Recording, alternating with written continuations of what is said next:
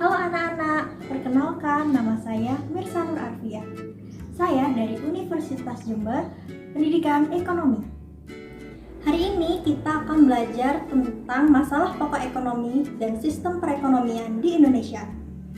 Nah, sebelum memulai pelajaran hari ini, sebaiknya kita berdoa sesuai agama dan keyakinan masing-masing. Berdoa mulai. Berdoa selesai.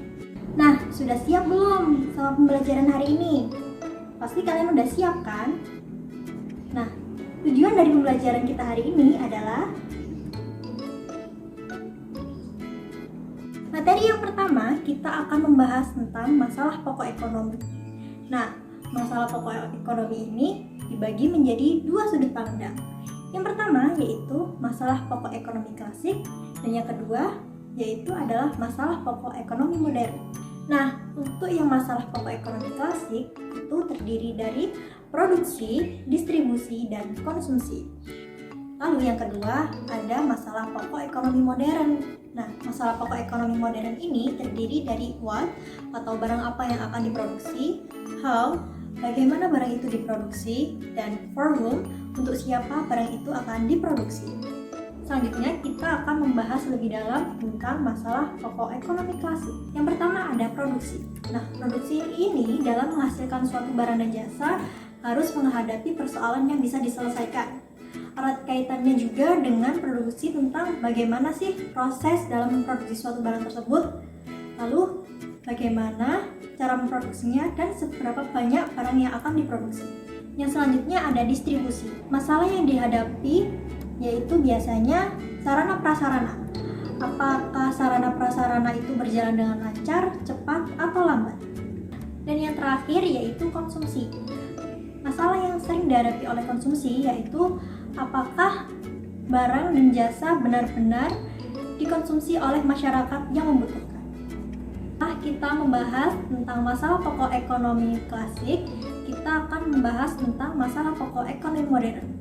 Yang pertama ada what atau barang apa yang akan diproduksi. Permasalahan pertama yang biasanya sering dialami oleh what atau barang apa yang diproduksi adalah apa sih nantinya barang yang akan diproduksi dan juga seberapa banyak barang itu akan diproduksi. Yang selanjutnya ada how atau bagaimana sih barang itu diproduksi. Nah, permasalahan pada how biasanya adalah siapa yang akan memproduksi barang tersebut dan juga komposisi apa yang akan digunakan untuk memproduksi barang tersebut. Terakhir ada for whom atau untuk siapa barang ini akan diproduksi. Permasalahan yang pertama yaitu siapa yang akan menikmati dan memperoleh barang-barang yang telah dibuat tersebut. Yang selanjutnya kita akan membahas tentang sistem ekonomi. Nah, ada yang tahu nggak apa sih sistem ekonomi itu? Jadi, sistem ekonomi merupakan suatu sistem yang mengatur serta menjalin hubungan ekonomi antar manusia dengan seperangkat kelembagaan dalam suatu tatanan kehidupan. Ada beberapa sistem ekonomi di Indonesia. Yang pertama ada sistem ekonomi tradisional, yang kedua ada sistem ekonomi liberal, yang ketiga ada sistem ekonomi komando, dan yang terakhir ada sistem ekonomi campuran. Selanjutnya kita akan membahas lebih dalam tentang sistem ekonomi tradisional. Sistem ekonomi tradisional ini merupakan sistem ekonomi yang diterapkan oleh masyarakat tradisional secara turun-temurun dengan hanya mengendalikan alam dan juga tenaga kerja.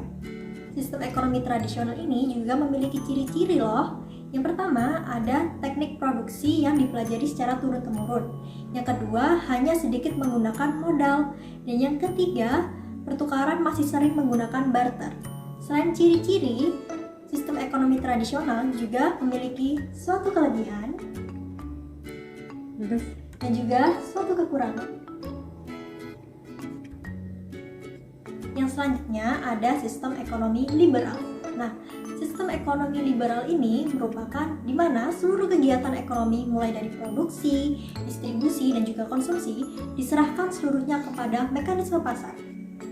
Ciri-ciri dari sistem ekonomi liberal adalah yang pertama, setiap orang bebas memiliki barang, termasuk barang modal. Yang kedua, setiap orang bebas menggunakan barang dan jasa yang dimilikinya.